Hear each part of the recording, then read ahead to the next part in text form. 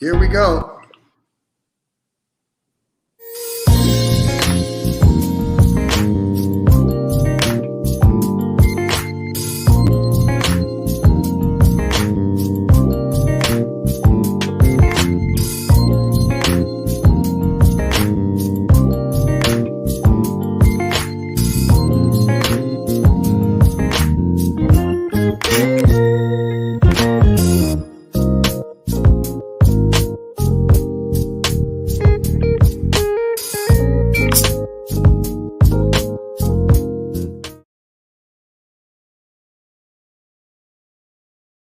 Come on in. Come on.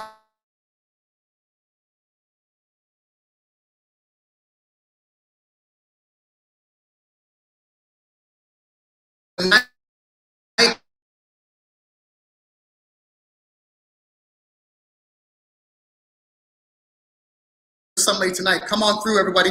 I hope you could hear me. I hope you could see me. Come on in. Come on in. Share this. We are live on Facebook and on YouTube. And we have three incredible men of God. I don't have time to do crazy long introductions because time is far past, but I need you to get yourself ready for tonight. Hopefully there'll be a part 2. And tonight we're going to be talking to men. So I need you to get all your husbands, get your boyfriends, get your sons on. I need you to jump on in tonight. I got some friends.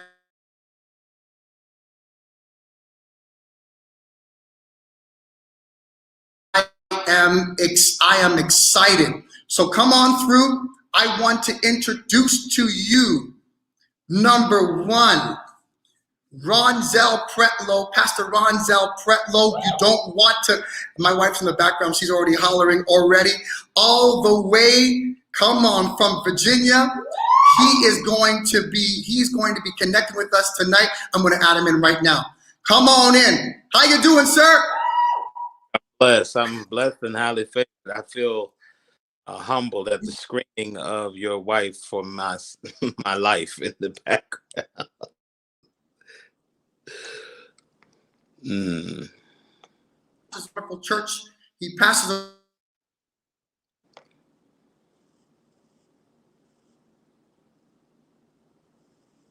Bishop Greg Davis, come on in, sir. How are you doing, sir? Can you hear me? Okay, there you go. I said, I'm doing good from Detroit, Michigan. I'm glad I came in after Pretlow because, you know, it's a hard act to follow, but I'm glad to be here. It's going to be an amazing time. Not only is he a life coach, not only is he a recording artist, TV host, radio host. We got evangelists up in here, Bishop.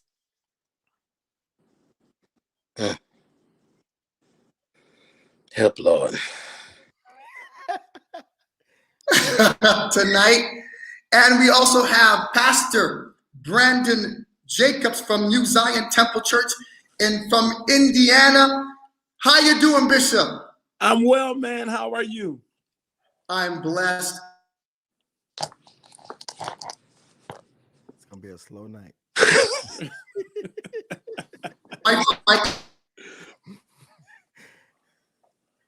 Yeah.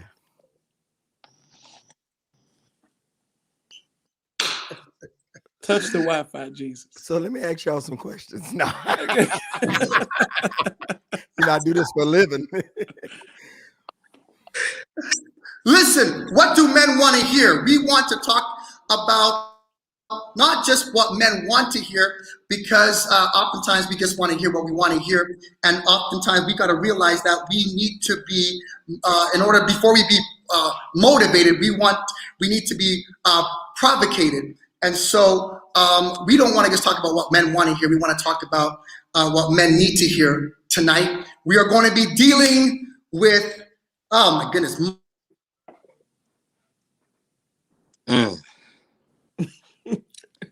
It's your I need you to jump on in here and connect and hear this word tonight.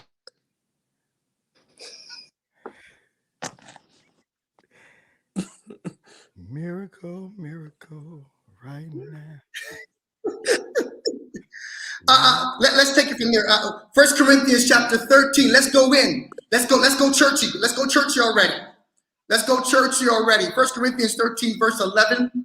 When I was a child, I spake as a child. I understood as a child.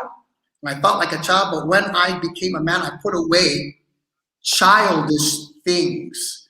I want to talk about what a real man is all about tonight. I need you to share this. If you're dating a boy and you're trying to make him a man, you might have some problems. I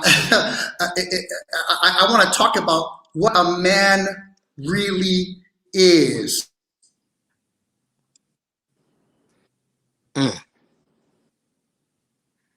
Bishop Davis, what is a man? What is man that thou art mindful? You sure I can go now? I don't know. I say go. Ronzel, what is a man to you? See, there you go. Go ahead, Ronzel. Let me first say how honored I am to be here with you and to share with Canada. These Wi-Fi issues happen, so don't beat yourself up, Pastor. It's not. Thank you, sir. It's not Satan, internet. It's bandwidth. But I'm honored to be here with Bishop Davis, who is like a father to me, literally. And I honor you, sir. And I thank God for my little big brother, Bishop Jacob. I honor you, sir. Yes, sir. I am still discovering what a man is. I think there are many layers to what a man is. The 43-year-old me is not the 23-year-old me. It's not the 33-year-old me. It's not even the 42-year-old me. So I think manhood is being responsible to the evolution of all of yourself. And the greater you become, the more responsible you have to be to the evolution of that self. Every man needs a pattern and a blueprint. I had a very good one, a father with one wife and 9 children. Maybe that wasn't so much of a good blueprint, but 9 children. But my father was a pattern for me. Provision, protection, and peace in the home. So I think manhood is being responsible for each aspect of you that evolves, and I'm still learning. Thank you so much, Bishop Greg. What is manhood to you? So we got that. I think one word that and thank you. And again, please, we all struggling with these setups and things. Don't beat yourself up. I'm gonna tell you what to do. It's called Ethernet cord. It's an Ethernet that will save your life. $50 will do it all. Come on. Thank you, sir. And you'll be like, I can see clearly now. So I think Ronzel, I think he said the key word, it's responsibility. Being a man, manhood is taking responsibility for every aspect of your life. I thank God for my grandfather, and I always bring him up because he is him and Bishop Paul Morton are the reasons why that I know manhood. Not my biological father. My biological father sent me to Detroit to be with my grandfather, who was a pastor, and I learned how to be a man, how to treat a woman, how to provide for your family. My work ethic comes from my grandfather. My work ethic comes from Bishop Paul Morton. You may be able to outpreach me, outgive me, but you won't outwork me. And I think that if a man don't work, he don't eat. So I think it's taking responsibility for your actions. Yeah. For your actions, whether good or bad. It's taking responsibility for your actions, and the buck stops at a man when it comes to even a single man, a family man, whether you're married or single, whatever.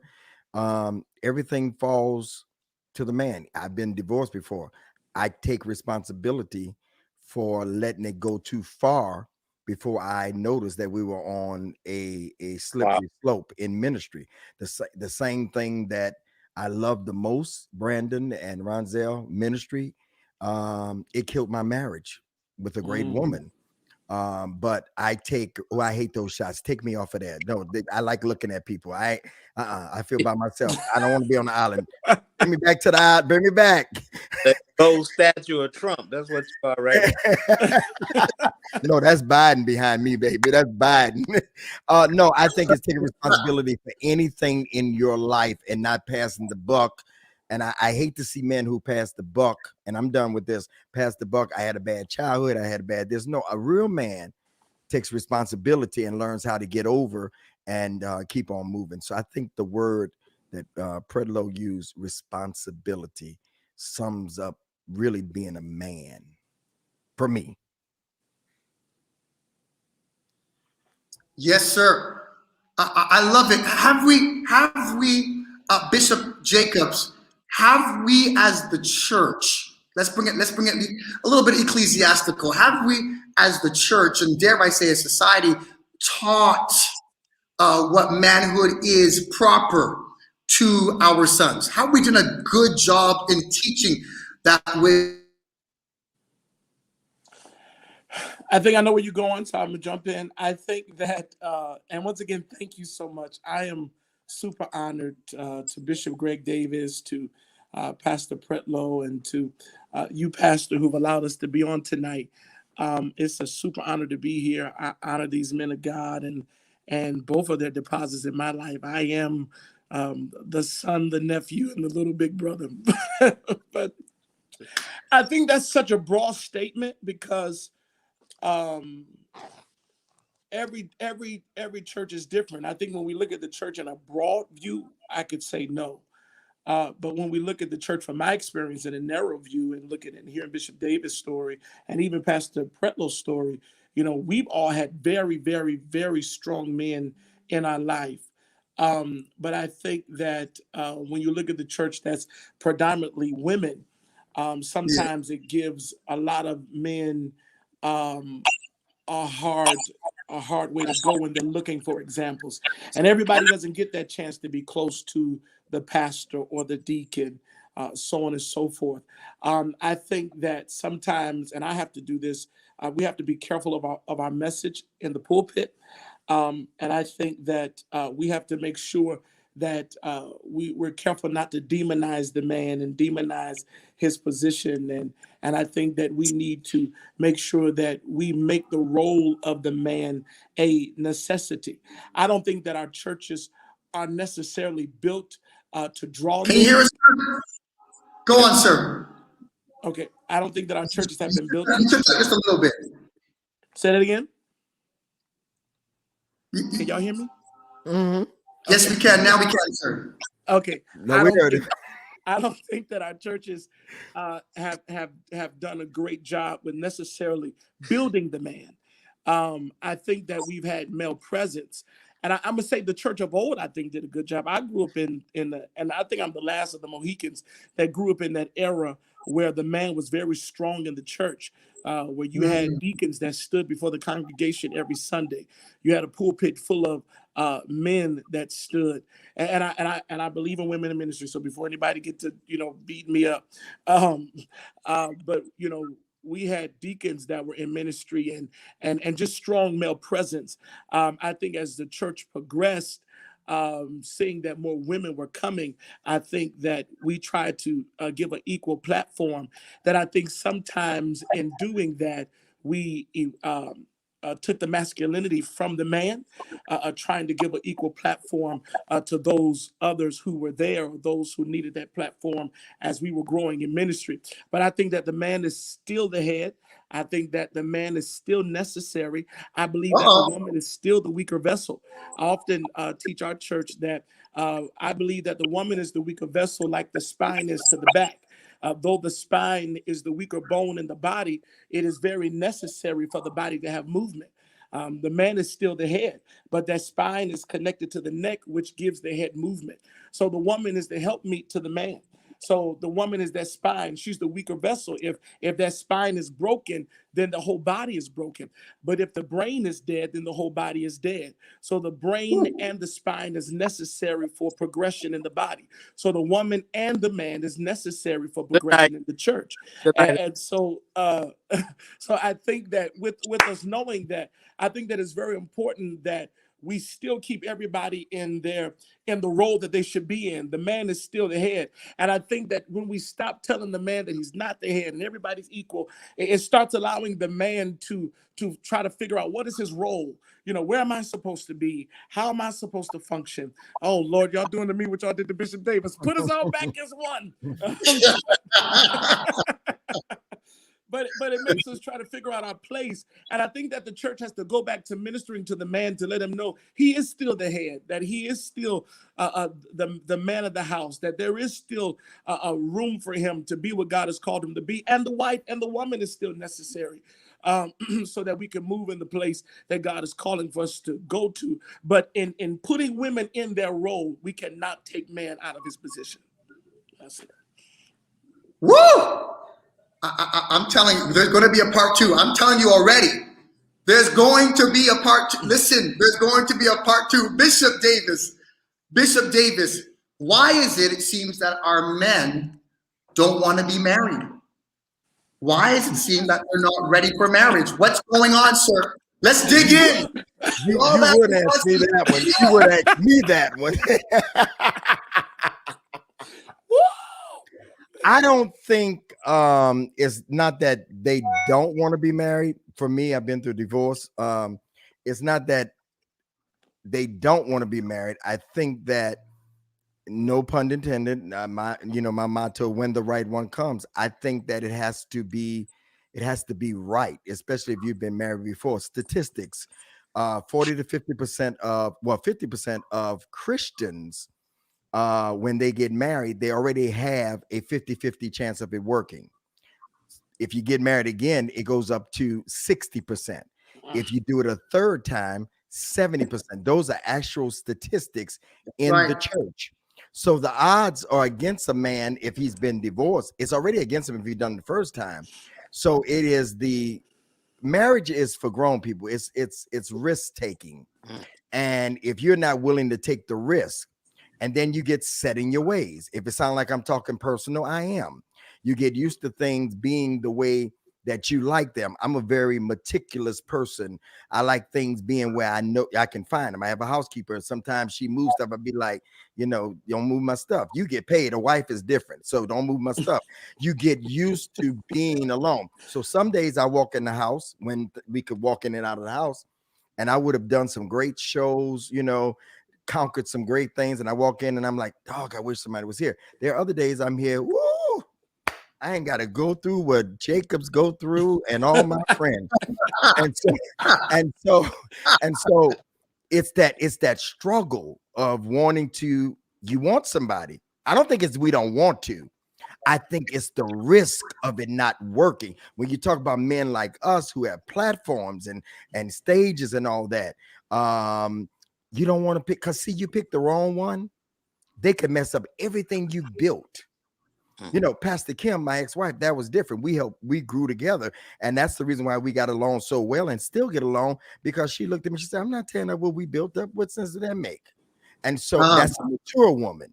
But I get somebody now after I've already built, and they come along in one day and destroy everything that I built. Me and Bishop Sapp have had this conversation. So I have to be very, very, very particular about who I bring in my life, because one crazy can mess up everything. So most men want to be married. They're just afraid that it's not going to work. That is my piece. I don't believe no man don't really want to get married. I think it is the fear and the risk factor of doing it and it don't work. I don't have another loss. Isn't the fear? Isn't the fear? Let me tell you, I don't have another loss. I ain't got another loss in me. Come on, Bishop. Yeah, I didn't took the L's, and the only reason why I took the L's, and there's some folk I can call their name, they're nowhere around, is because I'm really a kind guy and I'm merciful, and I'm like David. God knows my heart.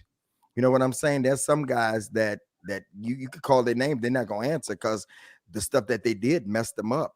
And so Uh, at the end of the day, I think we want to be married, but just not willing to take the risk all the time.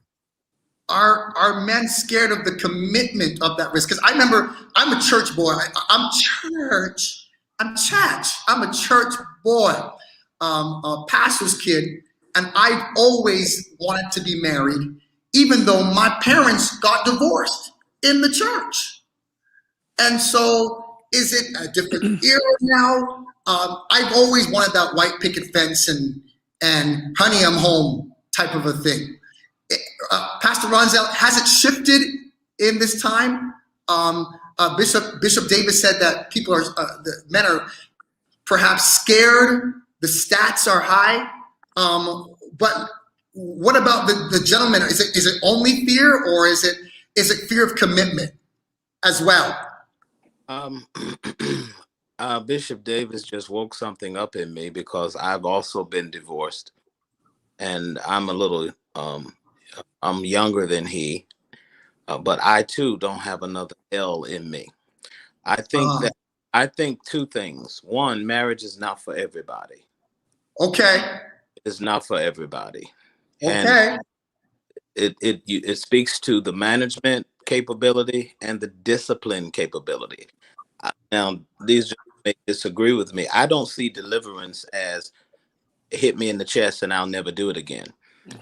Deliverance is management. If you're an alcoholic and you go in the 7-Eleven, they are not going to take the beer off the shelf because you're there. That's right. You have to manage your yes.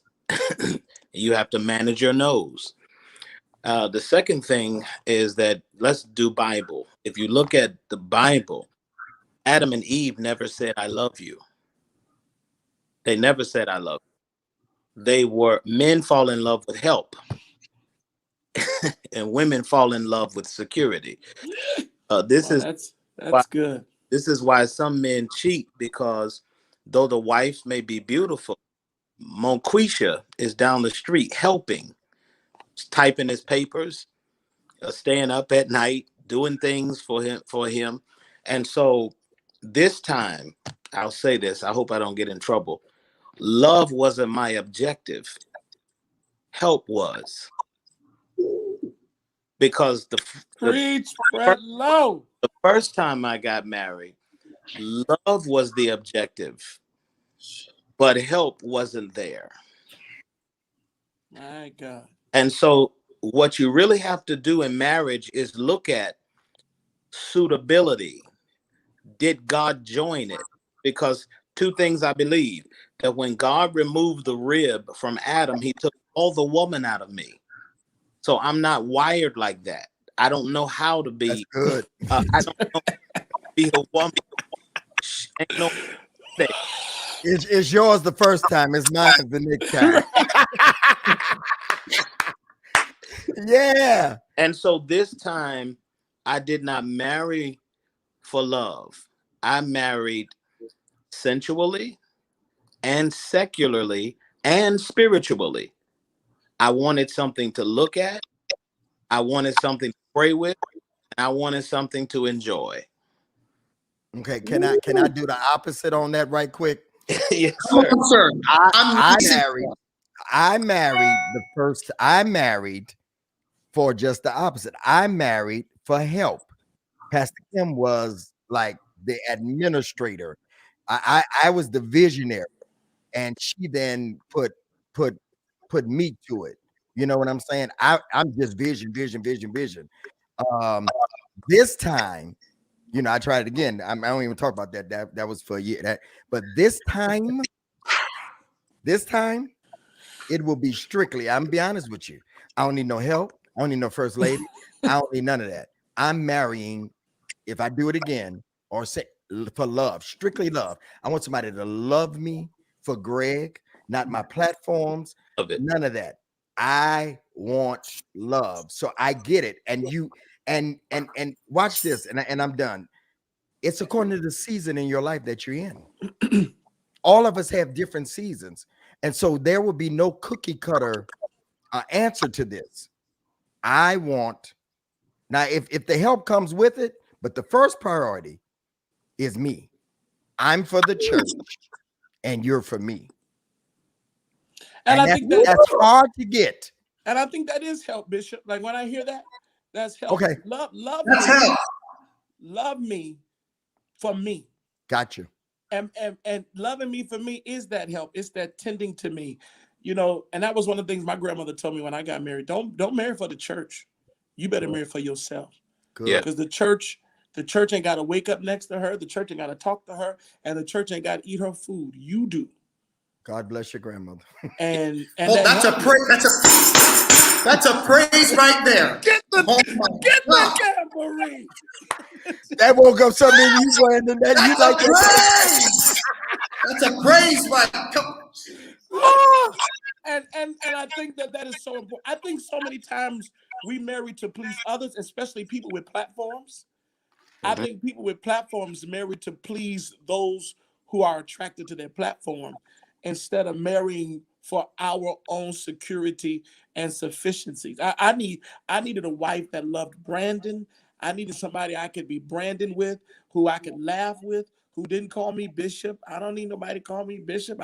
I don't need nobody. I don't care if you like my preaching. I just want you, even if you don't like it, you love me so much, you just say amen and you fall out. I need somebody to love me and help me and be there for me. And and that if that love is true, that love automatically comes with that help that God is calling for. So I think that's so important. I'm gonna say this. I think that a lot of men, and this is my truth, and what I find talking to a lot of men, I think a lot of men don't get married yet because marriage is it's another level of responsibility.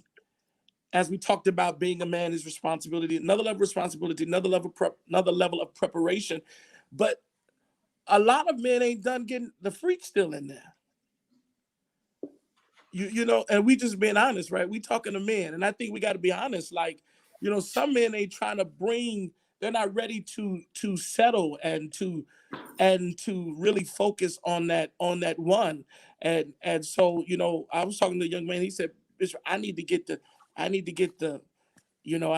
focused. and these dry bones live. Just for a little while.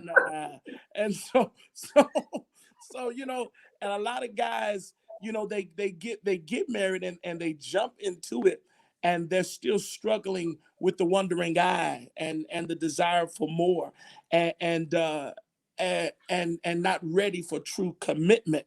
And I think I always tell the ladies at New Zion Temple, not only do I need you to be Eve, but every man need an Eve and every man need a Delilah. Meaning, in that wife, I need you to be Eve enough to be my rib, but Delilah enough to be able to pull the secrets out of me when no one else can. Jesus. And be that safe place. That safe place. That Delilah should have been. You should be able to lay your head in her lap and it'd be a safe place. And every woman know how to be a good Eve, but not a good Delilah. Yeah. Wow. Yeah. Now, with that said, this is off the notes. You've been married before, or you've been sexually active before. Perhaps you were into pornography, whatever the case may be. I gotta pick this thing up because I know y'all gotta go. But you've had some kind of a past, a sexual past, and that's all you know. Now you're saved, sanctified, filled with the Holy Ghost, and you're with your next, no longer with your ex. Now you're engaging. And maybe the sexual experience is not like how it was before the Church of God. Say amen. How do you navigate that? The expectation of what you used to know based on what you are experiencing now. Ronzel, you can take that first, man of God. I think manhood denotes that you don't compare one woman to when you are a man, you are more of a sexual sapiosexual. Sapiosexual is somebody that's attracted to the mind and words in the mind. Uh, uh, the older you get, sex is not for the freak in you; it's for the value in you. And Say that again. Say that again, please. Say that the, again, please. the older you get, sex is not for the freak in you; it's for the value in you. Sometimes it may be 5 minutes, sometimes it may be an hour. Not about that. It's about the value, the intimacy. It's about the level of connectivity. And I think mature men wouldn't dare compare one to the next. I think that's dangerous. The other thing, I think that the church only focuses on the sexuality of a person. Well, sexuality is followed by your mentality. And so if we would work more on the mentality of people, we wouldn't have to worry about the sexuality of people, because your sexuality is driven by how you think and how That's you right. about unhealed areas. And like Bishop Jacob said, we always tell the woman is the favor. The woman is the favor. Well, is the woman, if the woman is the favor, what is the man? Come on. The man is the glory. The man is the glory. The peacock is the glory. He puts out his feathers and parades himself to attract that he wants. It's not about being sexual. A lot of times when a man gets to sexuality, it's because he's incomplete in his mentality. So sex is the only place that he's good, because he can't think. So we have to teach men how to think, how to process, how to not look at a woman as an object. Come And on, so sir. I would never compare my wife to what I had, because no one compares.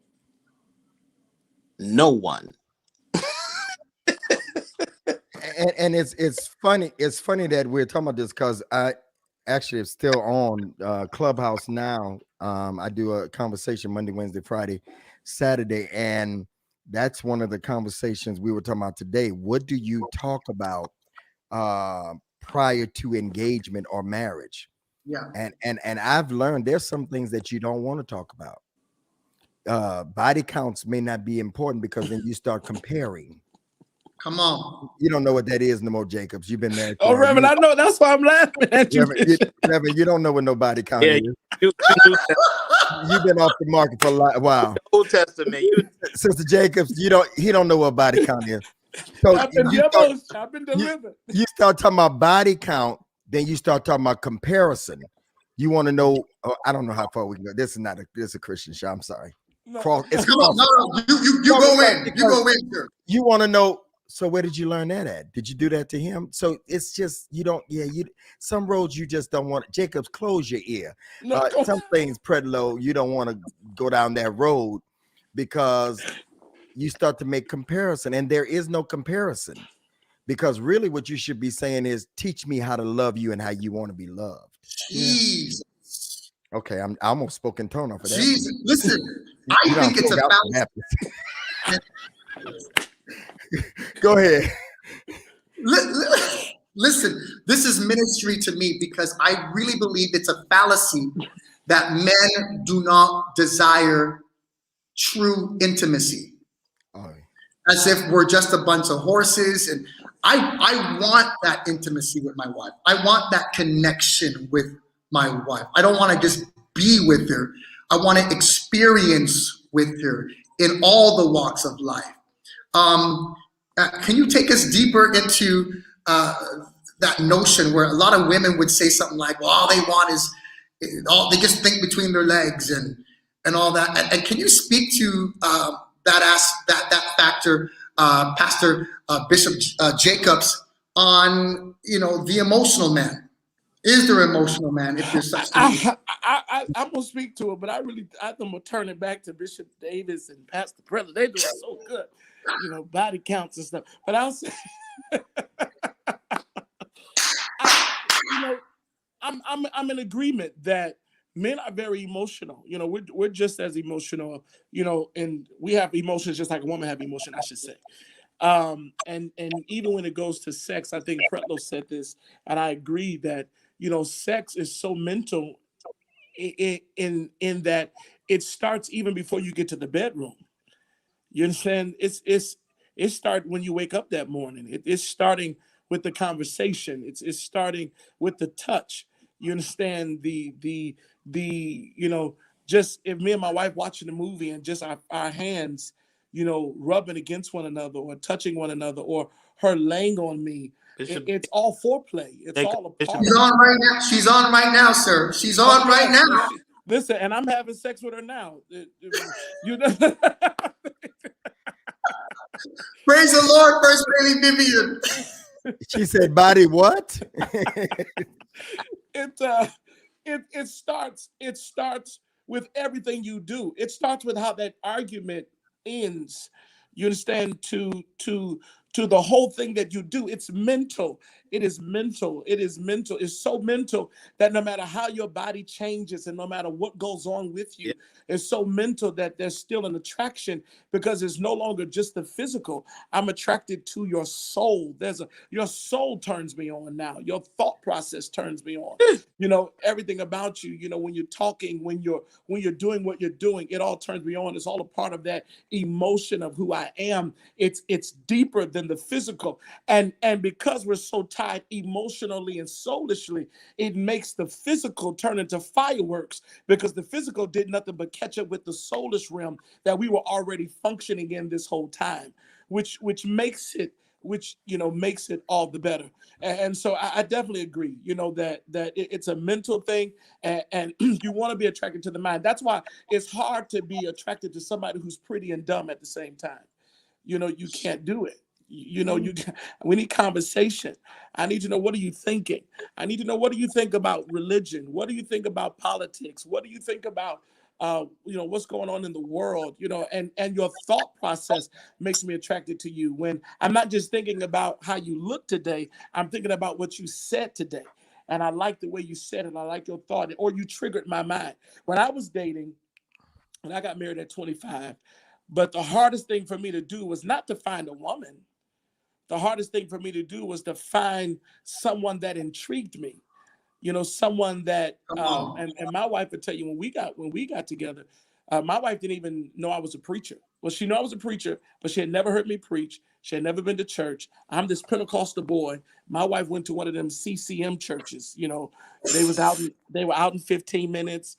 And you know what I mean? So my wife had never heard of a Brandon Jacobs, which was good for me because we were able to go out and we disagreed on everything, which made me more intrigued with her because she came to the table not trying to impress me. I was dating other church girls, that was like the girl off of Coming to America, and it's coming out Friday. I can't wait. But I was dating church girls who was like Coming to America. If I said bark, they bark just because they wanted to impress me. But my wife, she didn't know me. She didn't care about me. She was a registered nurse. She had her own money. She had her own security. She had her own condo. She had her own car. She didn't need nothing from me. So when we would go out, she came to the table when we went to eat with her own mind, with her own thoughts. You understand? With her own everything, and it blessed me. So we were able to debate and sit at a table for hours without any sexual nothing, just arguing, should there be deacons in church? Our greatest argument was, should we have deacons in church?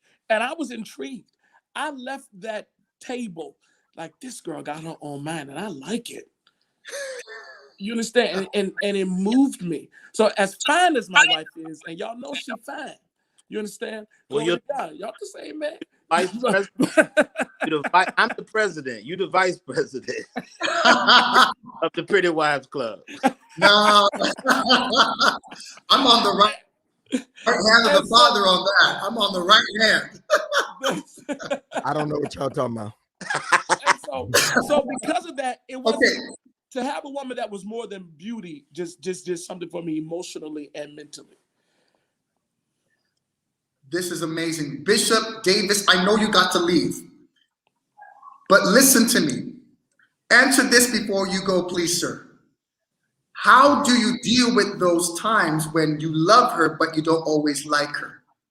I think the like is more important than the love. Talk to us. Yeah, I have to like and this is where becoming friends, like where's he at? No, he's over there. My nephew there, Brandon said, I think that's where the friendship comes in. You have those talks. I mean, if the biggest thing they talked about was about I mean, you should be able to talk about everything. Yeah. So that's where the liking comes in, where you become friends. I think one of the greatest things for any preacher to go to a wedding and it says on the program, today I marry my friend. Y'all seen that on your program, that these people are friends. They really like each other. And I know a lot of colleagues that they don't like the person that they're with. I'm talking about friendship is like. And so you have to become friends. You have to be able to talk and laugh about everything. Good times and bad times. So the like part to me is just as important as the love. Some people hide behind the love part and don't like the person that they're with. Wow. And that's why you get to know them and don't be in a hurry and let their representative go to bed and you find out the real person. And so you ask yourself, for those that are listening, do I really like this person? I love them. And there's a difference. You can love somebody and not like them. I know a lot of people that I love, but I don't want to love. I can love you from afar. We can sleep in separate bedrooms. We can have different houses. Nobody know it. But when I like you, I like your presence. Hey, I like to talk to you. hey, I like to have Netflix and chill, touch that hand, like Brandon said. That's when I like you. When I really like you, it ain't like Donald Trump and Melania, where he tried to grab her hand for a photo op, and she like that. She don't like him. she doesn't like him. She don't like him. Like will get you through just as much as love will. If I like you, I'll endure with you. I could love you and leave you, but if I like you, hard to be without you. It's finish it off, Brandon. It's hard to be without you. When I like you, I think about you when we're not even around. When I like you, I text you every free chance I get. Come on. I can love you and not text you at all. Bishop. Come on. Do I like you enough to want to sleep with you every night, to put up with your stuff? So yeah. When I'm not traveling, this pandemic revealed something. I know Bishop I want to say this while he's here. This pandemic revealed to me how much I liked my wife. And in my previous context, I was gone a lot. I enjoyed being gone. And so now my wife says, why do you like being home so much? I said those words that Bishop just said. I like you. I like being around you. We are around each other all the time, and we don't argue because we have made a decision as adults of how we're going to live this part of our lives. And so that like is such a huge part. So what I do on social media, it's really not for the gram. It's for the example. Yeah. Come on. I like my wife, and I think we need more examples in the church of healthy marriage or healthy singlehood, but healthy because the competition is Cardi B and Kanye West and Kim Kardashian. And we are competing against that kind of imagery in this social media age. And they are married. You know, it's hard to say, I don't love a woman worth $70 million. I probably would love a baboon worth $70 million. You know, so that wealth piece is a you saw Bishop Jacobs just said he married his wife because she had a job.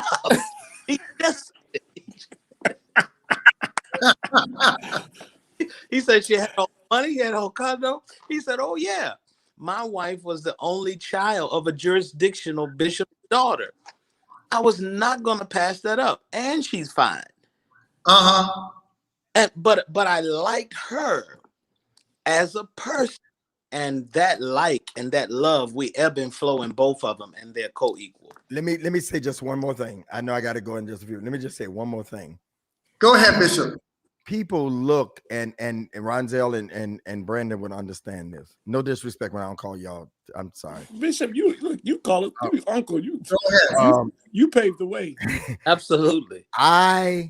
People look at me and Pastor Kim, my ex-wife, strange because we get along.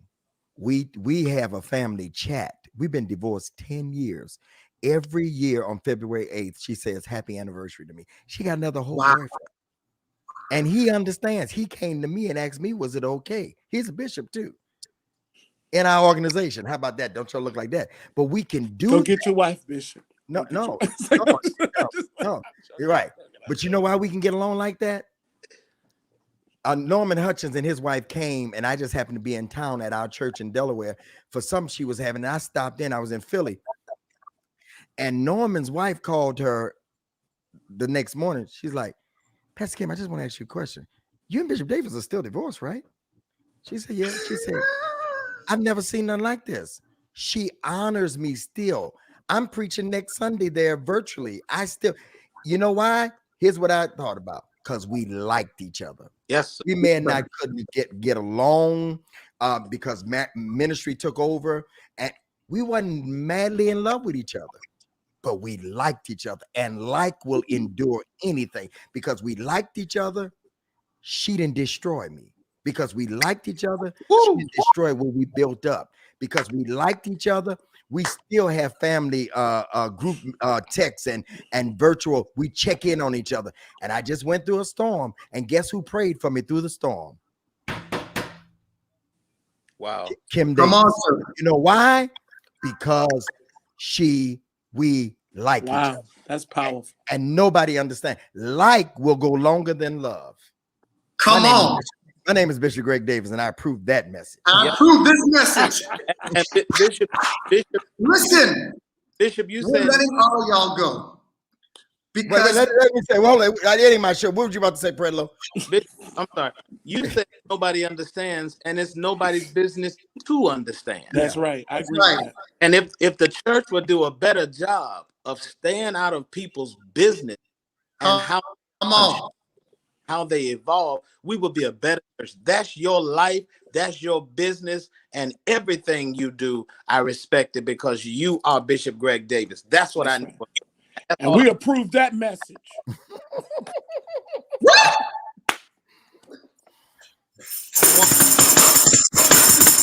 I'm ready. This I have church all day long. My God. Listen, y'all have to promise me now. Y'all have to promise me that you'll virtually come back to Canada when this whole pandemic thing is over. If you get that Ethernet cord, we will. We're going to get that internet. We're going to get that going. We are going to get that going. Where can I cash app to? No, yeah, this was good. We really do need to get together again because this was really good where we had time. I think we are good. I do this a little bit, so I think we're good. Yeah. Thank you so much. I'm tremendously honored to have all of you. How can people connect with you, Bishop Davis? Just let people know before you go out, how people can connect with you, where they can get your material. I just so happen to have a book right here in my thing, Preparing and Positioning. I just haven't done my desk. Preparing and Positioning for the Right One. And this is the hard copy. And we had a soft copy, but go to gregdavisshow.com. It is the story of Ruth and Boaz. Everybody thought that Ruth was waiting for Boaz. She wasn't. She had been divorced. She had been married 10 years. She was divorced, and she prepared herself through Naomi. She took on the God of the man, and then she got the man of God, and she prepared in Naomi's house, and she positioned herself in his field. And when he met her, she had already had a reputation that was good. She already had her game going on, and she gleaned in the field, laid at his feet, and the rest is history. Hey! We're in a position for the right. GregDavisShow.com. GregDavisShow.com. Follow me at Bishop Greg Davis everywhere. Amazing. Pastor Ronzel, tell us how people can connect with you quick, fast. I'm introducing you to Canada. Welcome to Canada. I don't have a product, but I do have a mask with my initials on it. But this is what I want. Yes, sir. You can follow me at Ronzel. I am Pretlow on Instagram. Also, I would like many of you to follow Glory There's nation of which R.J. McEwan and his wife are now. And I thank God for this partnership, fellowship. It is not a denomination. It is simply a fellowship, stepping out, accepting the apostolic call on my life. And this is what I need my brother's help. So thank God. So I am Pretlow and Carry Nation on Instagram. That's where I am these days. Awesome, awesome. Bishop Jacobs, tell us how we could get these guys are phenomenal preachers. It's just amazing. I want to be them when I grow up. Tell them how they can connect with you, Bishop Jacobs. I'm changing my handles. So, but while they are what they are right now on Facebook, I'm just Brandon A. Jacobs. Thank you, Jesus. Huh? Thank you, Jesus. I always have to look at you, peanut butter and jelly, PBAJ. What is that? Listen, so they've been getting on me, so I am changing my handle. I got on you a long time ago. You did. So right now it's PBAJ7, peanut butter and jelly. 7. But in the next couple of weeks, I am changing my handles, and it'll be something simple like Brandon A. Jacobs or something like that. So please follow me. I'll be honored to have you. Canada, I can't wait to get that to you. God's gonna do something great. Oh, it's going to be an amazing time. I can't wait till this COVID is over. I'm gonna fix this Ethernet, and we are going to do a part 2 because I still got some questions. When I get my tambourine out, that's there's serious preaching going on, and so I'm excited. Thank you for the opportunity to for coming online with us tonight, and I'm so honored to have you. And so come on, put some hearts, some likes. If you haven't shared this already, share this. If you want to see a part 2, just put on the handle part 2 for the man, part 2 for the man. We welcome all of you. Thank you, Pastor Ronzel, Pretlow, Bishop Greg Davis, and Bishop for joining us tonight. May God bless you, and we will see you. Ethernet, Doc. Ethernet. Ethernet. 50 feet, 100 feet. You are 1 quarter away from destiny. Right. Your literal breakthrough. Thank you for having me. I got to run to this prayer call. I do too. I got to run. I love y'all. I love y'all. All right. Yeah.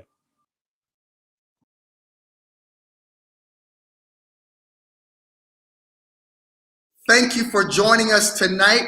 You can follow me on the Reach Center Ottawa on Facebook and on YouTube, and you can also follow me on Instagram at RJ_McEwan, MCEWAN, and follow these wonderful men of God. Let me give you a little something.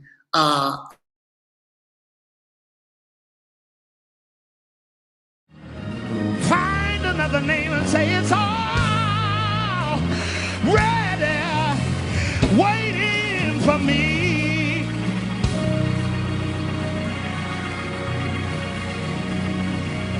It's waiting. It's waiting. Some of the worst witchcraft is happening right in church in the form of manipulation. That is where the root of witchcraft is. I work witchcraft because I want you to do what I want you to do, how I want you to do it, and when I want you to do it. Some of you all got witches as friends. You got witches as booze. Some of you, your mama is a witch. Your daddy is a witch. Y'all ain't gotta like me. Lord, we need revival. Lord, we need revival. Lord, we need revival. Miracle revival.